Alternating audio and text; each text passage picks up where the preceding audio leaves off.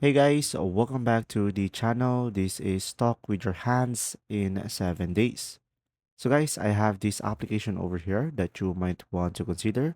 So make sure to download this application, SignLingo. So just simply download it and just simply open it up. Now from here, as you can see, you can just simply select next down below.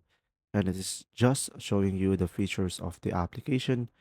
And you can just simply select sign up and you could continue in with your Google account or continue as guest. So I'm gonna continue as guest for now.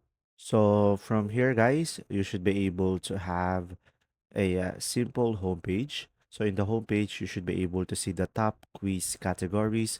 You could go for alphabet, numbers, and different categories over here.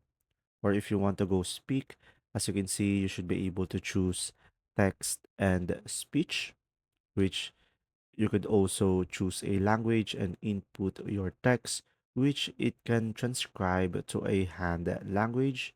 And you could also go for play, which you should be able to play some quizzes that you might want to consider in order for your learning to be much more fun. So pretty much this application is very simple to use that it will let you learn sign language much more faster. I hope this video helped you understand more. If you do, leave a like. And guys, if you have any questions, just simply go ahead and comment down below.